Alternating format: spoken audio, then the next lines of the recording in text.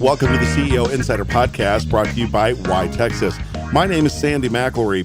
In this episode, we will talk to the CEO of G6 Hospitality, which owns, operates, and franchises more than 1,400 economy lodging locations under the iconic Motel 6 brand and the Studio 6 extended stay brand. They're headquartered in Dallas, Texas, and employ more than 10,000 team members across the United States and Canada. In this episode, we'll talk to Rob about his brief tenure as the CEO at TGI Fridays and how, if that had happened anywhere other than Texas, it would have really rocked him. We'll also ask what grade he would give the hotel industry as a whole in dealing with the disruption brought on by Airbnb. All that and more in this episode of the CEO Insider Podcast, brought to you by YTexas with Rob Palleschi. Rob, can you talk to us a little bit about how you see the trends in the hotel industry, especially in the state of Texas, where we're experiencing such incredible population growth? Is the hotel industry, keeping pace with the growth and the increase in tourism dollars that are coming to the state? Yeah, the industry in Texas is booming, just like everything else you see in the rest of the state. The industry throughout the U.S. is really robust and doing extremely well. We've been building for the last, the better part of the last 8 years. There's been record growth in hotel development across all segments, which is which is great for travelers because they're getting great new products. It does get a little bit concerning if we do start seeing a slowdown, because then we're all going to be fighting for that individual consumer. But right now throughout the U.S., we're seeing record occupancies, average rate growth, and here in Texas, it's really, really exciting because we haven't overbuilt, and I think the development here in Texas has been sensible. It's been targeted, and there's still more room for development. What is it that hotels are doing and making changes in their day-to-day operations to attract business, to treat the customer better? Yeah, you know what? I think everyone has spent a lot of time and learned lessons from some of the economic downturns, and that you cannot underinvest in your asset. Maybe you can get away with it for a year or two, but consumers have so much information at their fingertips today.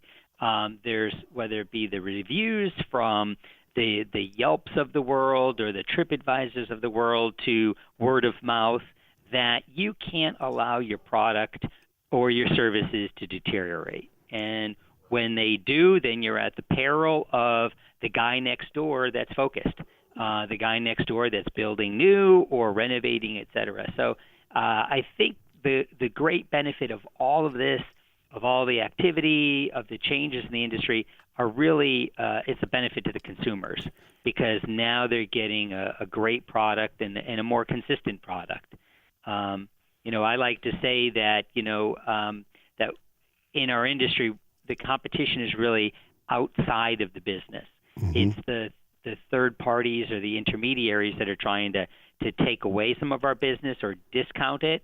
But the competition isn't really the other brands. The competition isn't a Marriott or a Hilton or the competition are those third parties. And if we take care of the consumers, we're going to protect our industry. Oh, the word disruptor gets thrown around a lot. Everybody in the last 3 or 4 years like to say they're disrupting things the way that business has been done.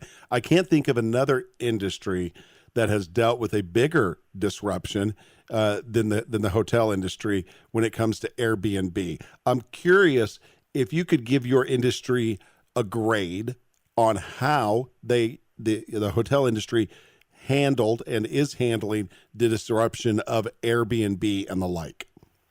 I think we're doing well. From a grade, I'd say I'd give ourselves a kind of a C+. We whined a little bit. We cried a little bit, oh, woe is me, and lost some time. And then we regrouped. We aligned. thanks to partners at organizations like the American Hotel and Lodging Association, or AHOA, the Asian Hotel Owners Association, or here even in Texas, the Texas Hotel Lodging. Those organizations really shook the industry and said, hey, you guys, we need to align.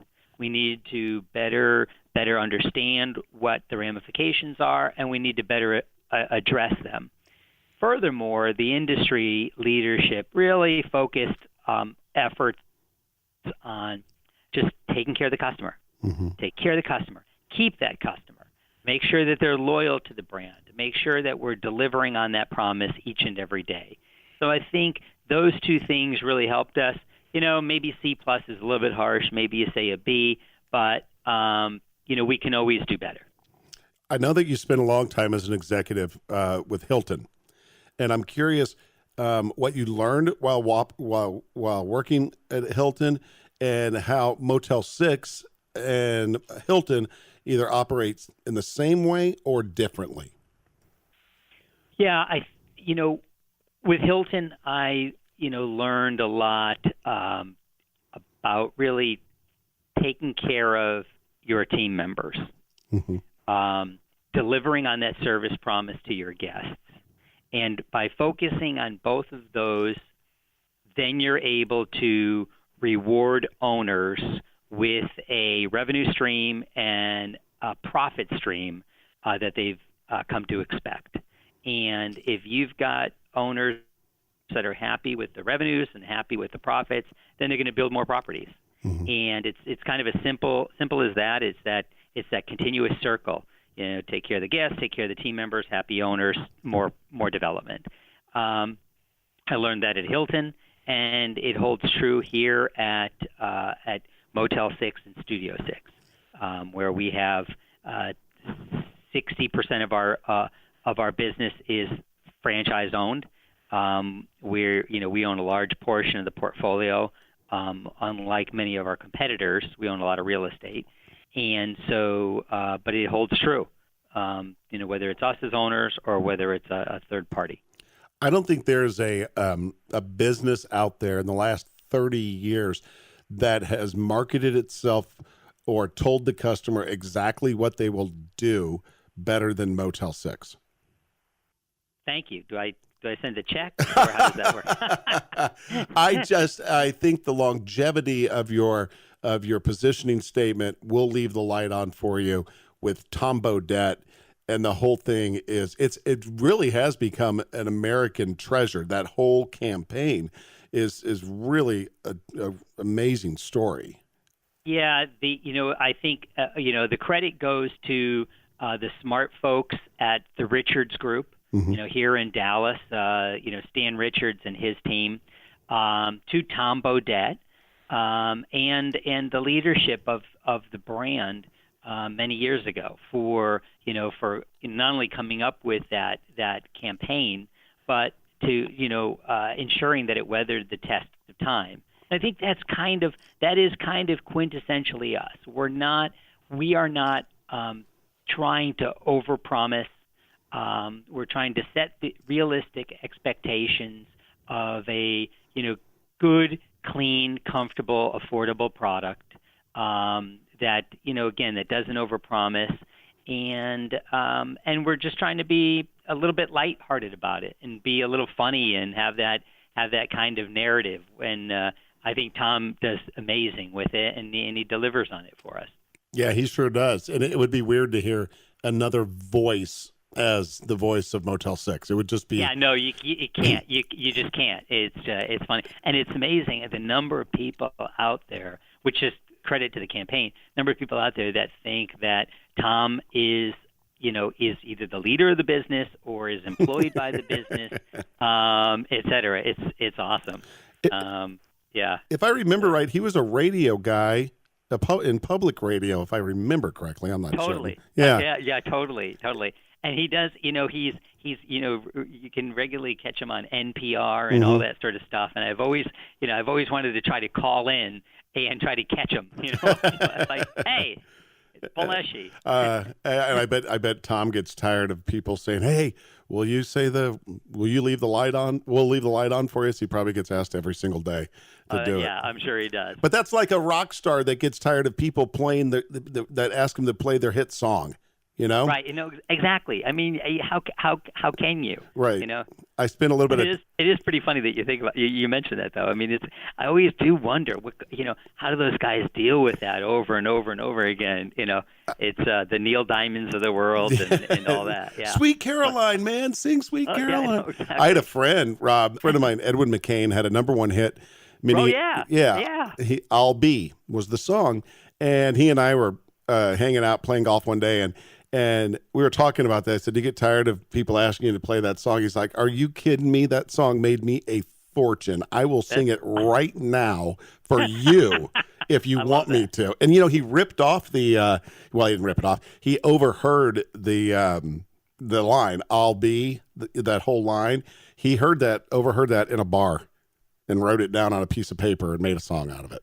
That's fantastic. So your time. That's it. Sometimes it's somebody else's idea that just doesn't know how to put it together. Right, and it's being willing to take the time and make the effort to do it, to actually do it. It's one thing to say, "Oh, that's a great line." It's another thing to actually do the work to make it a song. You had an interesting journey to your current situation at G6 Hospitality. You were an executive, as we mentioned, with Hilton for many years, and then went to TGI Fridays as the CEO. Yes. And you, a lot like me, I've had a very similar situation, Rob. It didn't work out. Right. And after 6 months, you had already relocated your family, you had moved, and things didn't work out. Do you mind sharing with us what happened? No, not at all. It's a great business, and I'm still an investor in the business. So that shows you how confident I am in it. And it wasn't the right fit from the standpoint that, the original intention was to really focus the effort on branding, probably a little bit of a reinvention of the brand, et cetera. And as time went on, it became more of a financial, focused initiative. I don't want to say financial engineering, but the focus was the finance. And that, while I know that, it's not my passion. It's kind of not my strong suit. So, I had a discussion with the members of the board and said, there's definitely others out there that are better for this. And fortunately, John Antioco, who had formerly served as the CEO, was still the chairman of the board. Assumed the role, and they're doing great today. Still see the guys, talk to them, regularly, and we've got a great relationship. So, but I think, one of the things that I would say is that it was never a dark or down period because I really wasn't stressed. But when you talk about organizations like YTexas, and you talk about people like Ed Curtis, those are the guys that are they were right there, front and center. Ed was one of the first calls I made, when the decision had made and to exit the business, and we were working through the timeline, and it was this time a couple years ago, and he was right there, front and center, and said, "Whatever you need, however we can help." And he was networking. He was connecting me with people. That's one of the amazing benefits of YTexas, and whether that's the organization's underlying philosophy or that's just because Ed is a cool guy.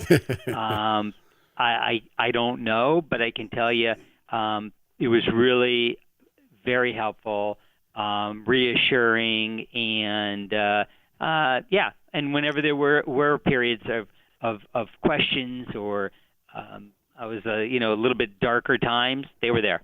I'm curious, Rob, on kind of a personal note here, having gone through something very similar to you, taking a job, moving out of state, didn't work out, and maybe just personally, just for me, you and I can talk. Did that It destroyed my confidence. Did it you? Um, I mean, yeah, it didn't really crushed me. it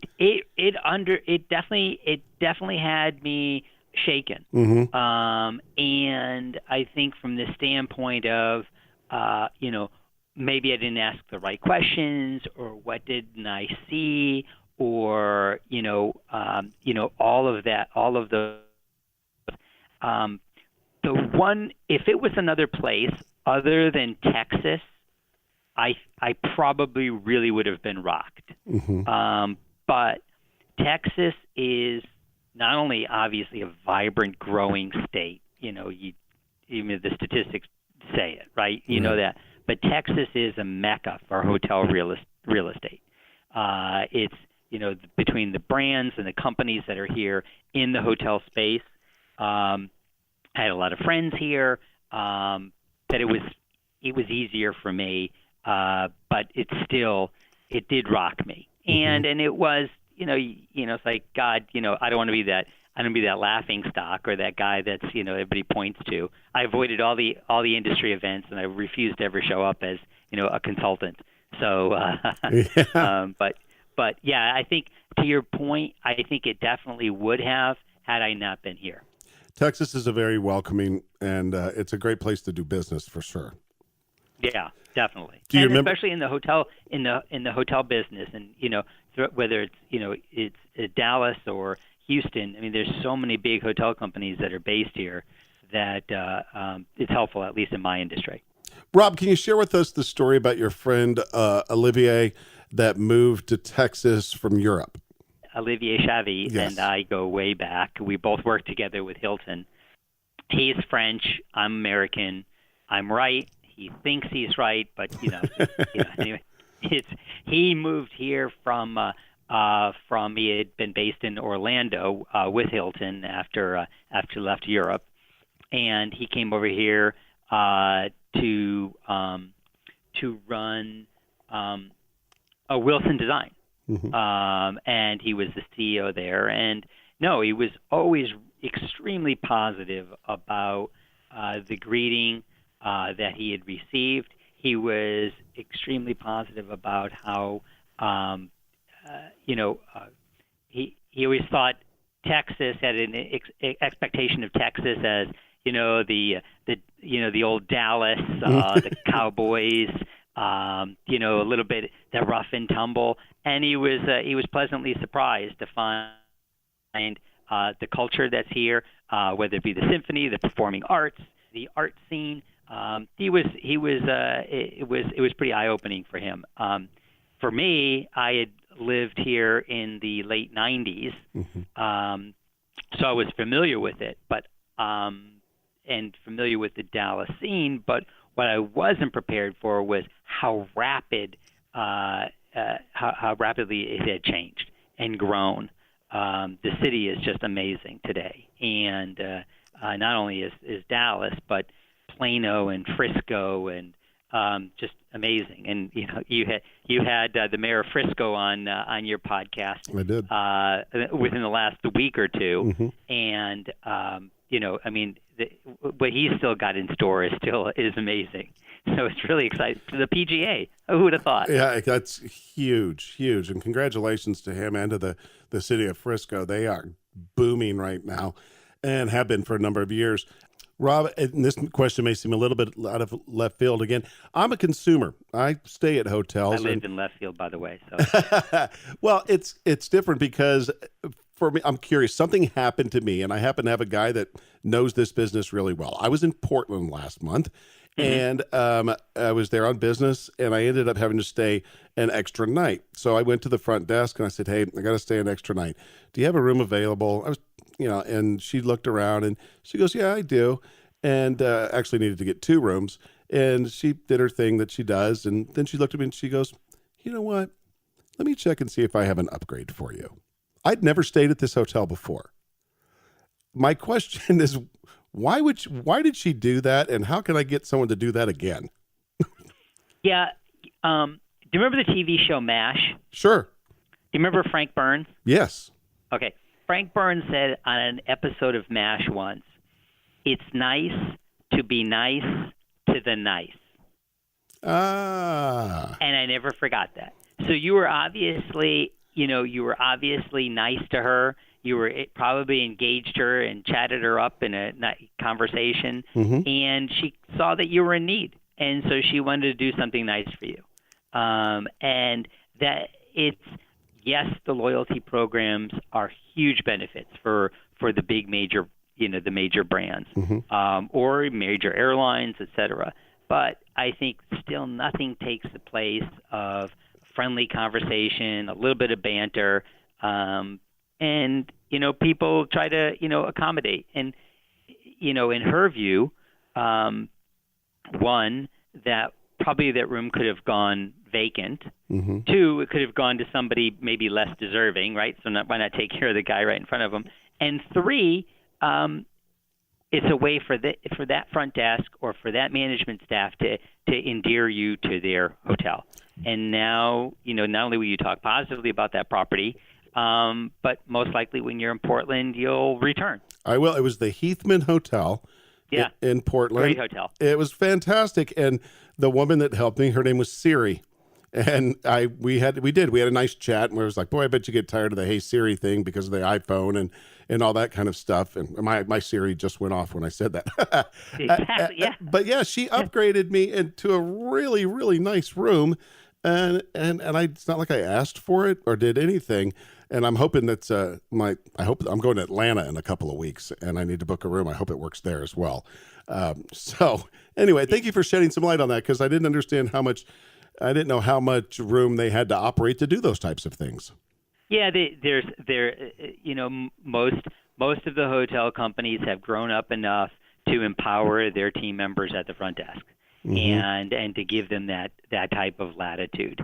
I think it gets a little bit, we're not talking about, upgrading someone to the, to the Caesar suite at Caesar's Palace, but, it's still more flexibility there. How do you find in Texas, the native talent for your industry? Is it good? Can it get better? Are we doing a great job? Talent and labor is that's the number one issue. It's tough. And it's not that there's not good talent out there. It's just that there's so little of it. We're competing across, especially here with the low unemployment in Texas or in this Dallas Metroplex. We're competing with big, powerful organizations that have great balance sheets that they can bring to bear when it comes to hiring and retaining benefits, et cetera. So it's a struggle. We've seen a lot of our front of the house staff leave to take other opportunities in other type of clerical positions. We've seen our maintenance staff leave to go to a lot of these buildings that are opening up. We train them to be friendly. We train them to be, efficient and all those types of things. And a team member is not ours, is not ours to keep, but it's a struggle. I know we're not alone, but it seems to be tough for us right now in the hotel industry. Well, that person at the front of the house is important, aren't they? Critical. Critical. Absolutely critical. That's the only person that you may interact with, at a property, and is that desk agent, and that can make or break your experience. If you went to the Heathman and didn't have that and just got checked in, you would have been satisfied, because you would have extended your stay and you would have been content and everything would have been great and fine, but it didn't wow you to the point where you want to talk about it, you want to return. And that's the big benefit of those team members at the front of the house. That can never be replaced. You can't replace it. No, you can't. You can't. That's something, I wouldn't want to check into a hotel at a kiosk, where I slide my card like you do at the airport. Right. I don't want that at a hotel. I want a person that's there and says, you're in the right place and anything we can do to take care of you, let us know. And someone to anticipate your needs. Yes. Someone to see that you're coming in with your 9-year-old daughter that you're rolling on up and should know that you either need 2 beds or we should send up a rollaway. Right. Without having to ask. Yeah. Or if you come in with an infant, should know that individual needs a crib. Right. Anticipate those needs, and you're not going to get that out of a machine. No. Has the industry in general as a whole, has there been any conversation at all of removing telephones from hotels, or can you, or do you have to? They have to be there. There's a lot of discussion on that, and I know there's a number of different properties and brands that are looking at it. That it's rather than a telephone that dials out, it's just more of a it's like a house phone. You pick it up, it goes right to the front desk. Phones are one of those antiquated types of things now where most people don't even more and more. I shouldn't say most. I don't know the statistics, but more and more don't even have a home phone. They just use their cell. Right. And we're finding the use at our properties extremely low. That said, we're always nervous about an emergency, the need for someone to place a 911 call. Right. And we don't want at least for my business, I don't want our front desks acting as that stop between a guest who may have an emergency and that emergency service. We'd rather enable them to go direct. There you go. That said, there could be another change in the future. Right. But now we're hearing more about other brands that are looking at, adding in Siri or, Echo into their rooms. Maybe that will be able to place that call. I don't know. Rob, thank you very much for your time. I really enjoyed chatting with you. Yeah, thank you so much. If I can ever help you in the future, answer any of the questions, please yell. Will you leave the light on for me? Damn straight. Rob, thanks. Have a great day. Take it easy. Bye-bye.